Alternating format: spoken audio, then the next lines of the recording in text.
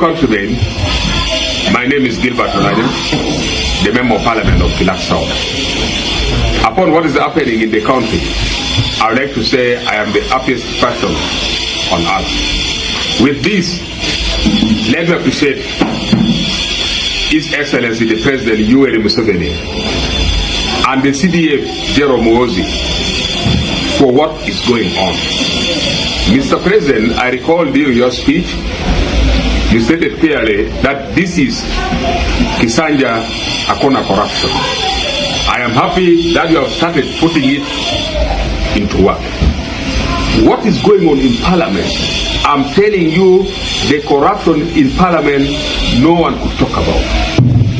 Many of the members of Parliament and the technical staff, they were living out of fear. The clerk to Parliament, the members of Parliament, you can't say a word. The moment you mention a word, the presiding officers shall come for your neck. I am happy, as the Bible says, there's time for everything.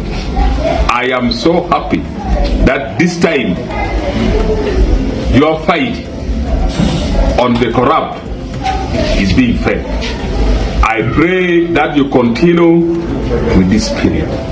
If I'm to tell you, I am telling you in Parliament, the moment you are not close to the presiding officer, as a member of Parliament, you will not go for the seat. As a member of Parliament, you will not participate on the floor of Parliament.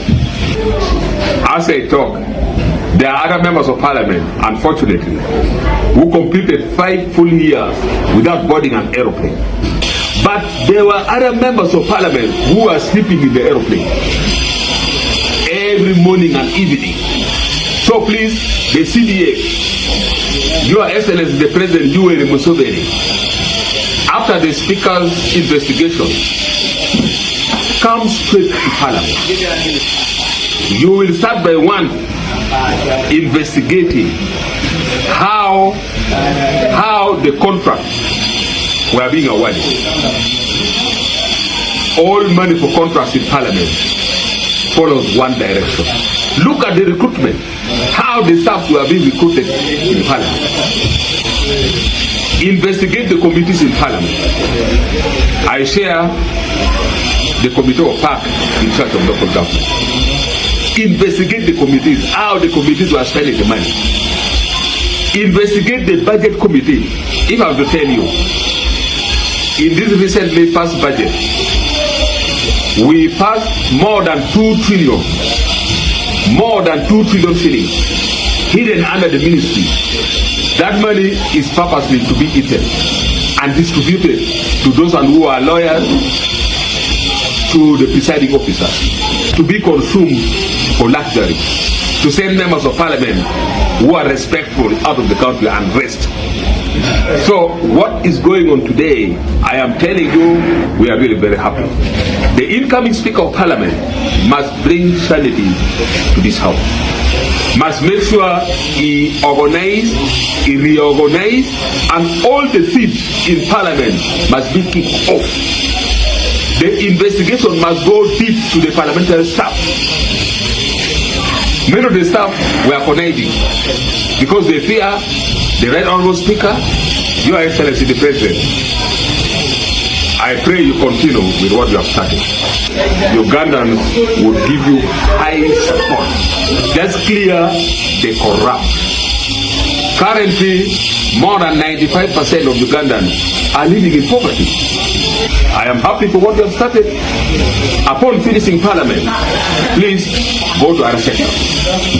Go to other ministries. For members of Parliament, let us investigate them thoroughly. Any member of Parliament who engaged in the corruption tendency must be brought to book.